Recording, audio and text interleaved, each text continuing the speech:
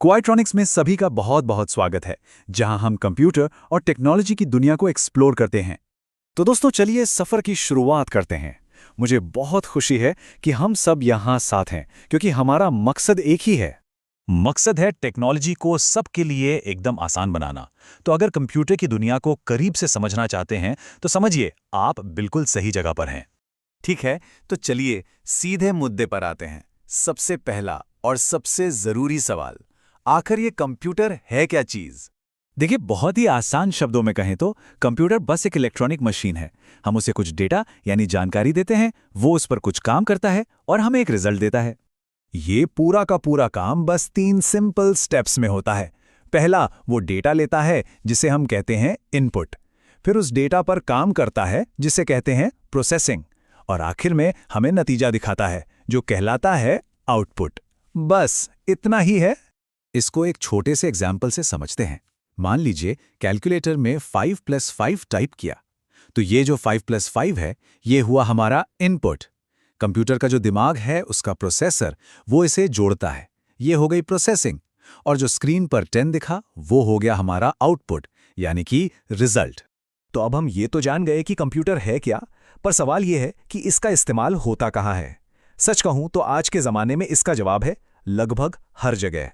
जरा सोचिए, school college की पढ़ाई से लेकर बैंकों में हमारे पैसों का हिसाब किताब रखने तक, हॉस्पिटल में पेशेंट्स का रिकॉर्ड रखने से लेकर हमारे ऑफिस के ज़रूरी काम तक, और यहाँ तक कि हमारे एंटरटेनमेंट के लिए भी, जैसे मूवी देखना, गाने सुनना या गेम्स खेलना, कंप्यूटर हमारी ज़िंदगी का एक बहुत ज़रूरी हिस्सा बन चुका है।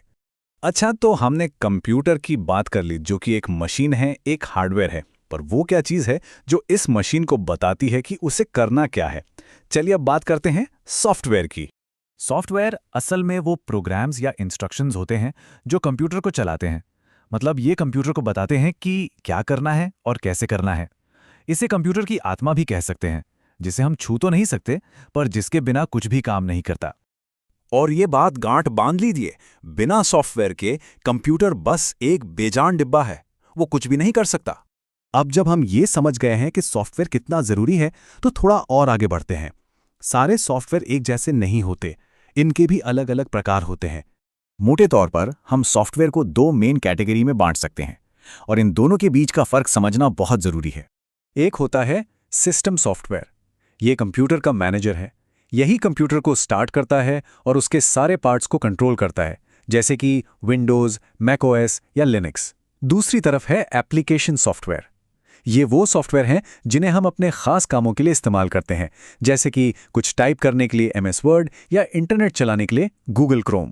जैसे कुछ लिखना है तो हम MS वर्ड इस्तेमाल करते हैं, कोई हिसाब किताब करना है तो हम MS एक्सेल खोलते हैं। ये सारे एप्लीकेशन सॉफ्टवेयर के ही उदाहरण हैं जो कंप्यूटर को हमारे लिए फायदेमंद बनाते हैं।